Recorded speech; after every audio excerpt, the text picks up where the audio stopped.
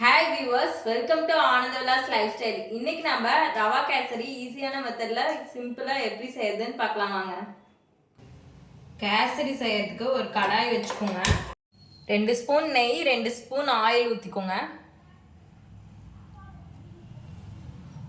Oil நல்லா காஞ்சிச்சு. இப்போ நம்ம ஒரு கப் ரவை ஆட் பண்ணிக்கலாம். இந்த கப்பில் தான் நான் ரவை ஆட் பண்ணியிருக்கேன். இதை நல்லா ரோஸ்ட் பண்ணிக்கலாம். நல்லா ரோஸ்ட் பண்ணுங்க, அப்பதான் உதிரி உதிரியா வரும், இல்லைன்னா பேஸ்ட் மாதிரி ஆயிரும்.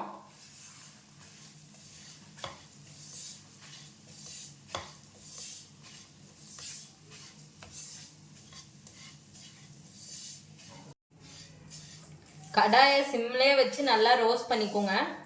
ரவை நல்லா அப்பதான் உதிரி உதிரியா இருக்கும். இப்போ ரவை நல்லா ரோஸ்ட் ஆயிடுச்சுங்க. நம்ம ஸ்டவ் ஆஃப் பண்ணிட்டு ஒரு பிளேட்டுக்கு ட்ரான்ஸ்ஃபர் பண்ணிக்கலாம்.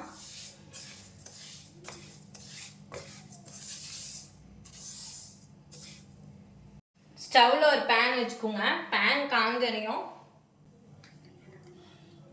1 ஸ்பூன் கீ ஊற்றிக்கோங்க. இதில் நம்ம முந்திரி திராட்சையை ரோஸ்ட் பண்ணிக்கலாம்.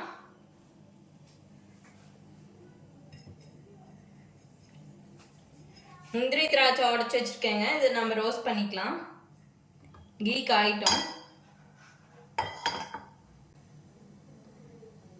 ஃபர்ஸ்ட் முந்திரி போட்டுக்கோங்க.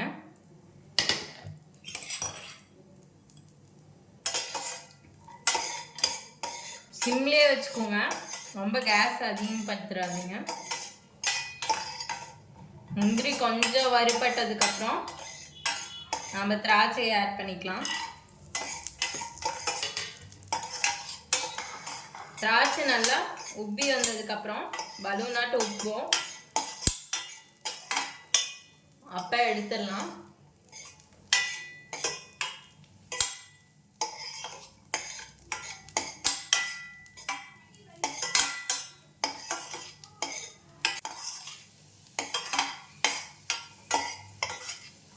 இந்த ஸ்டேஜில் நம்ம எடுத்துடலாங்க.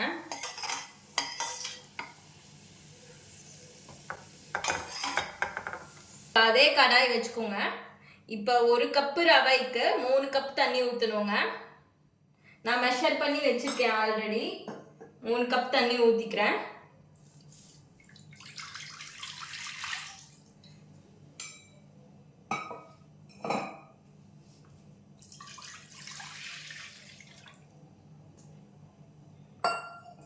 தண்ணி நல்லா கொதிச்சனையும் ரவையை நம்ம கொஞ்சம் கொஞ்சமாக கொட்டி கலரிக்கலாம். இப்போ தண்ணி நல்லா கொதிச்சிருச்சு. ஒரு பிளேட்டில் எடுத்து வச்சிருந்த ரவையை கொஞ்சம் கொஞ்சமாக நம்ம போட்டுக்கலாங்க. பார்த்து போடுங்க, கிளறி விட்டே போடுங்க, கட்டி பிடிச்சிக்கும்.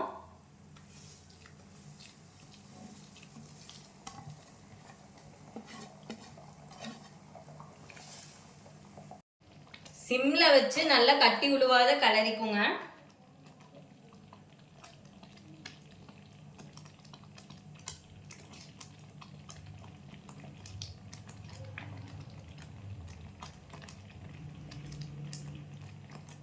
அப்போ ரவை நல்லா வேகும். கொஞ்சம் ஃபுட் கலர் ஆட் பண்ணிக்கோங்க. நான் லெமன் எல்லோ ஆட் பண்ணியிருக்கேன்.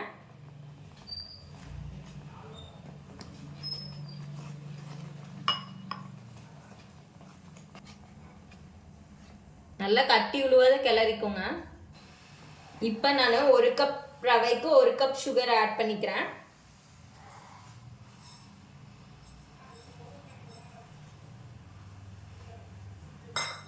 இப்போ கொஞ்சம் உங்களுக்கு தண்ணியாட்ட விடும், இலகும்.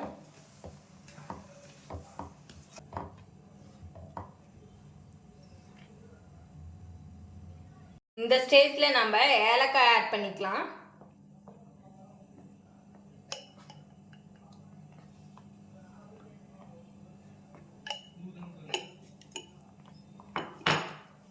நல்லா மிக்ஸ் பண்ணி விட்டுருங்க.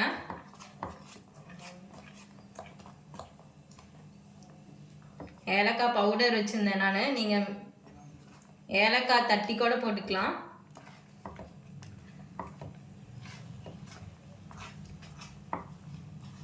இப்போ நம்ம கீ 2 ஸ்பூன் ஊற்றிக்கலாங்க.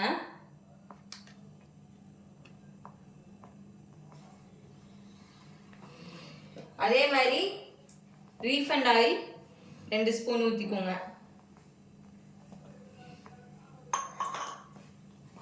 இப்போ நல்லா மிக்ஸ் பண்ணி விடுங்க.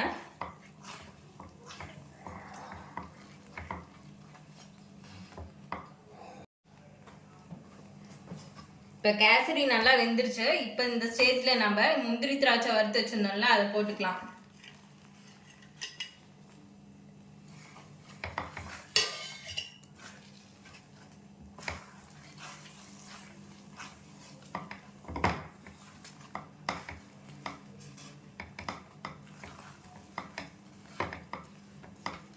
நல்லா மிக்ஸ் பண்ணி விட்டுருங்க.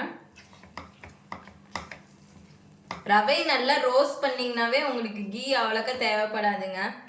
பேஸ்ட் மாதிரியும் வராது.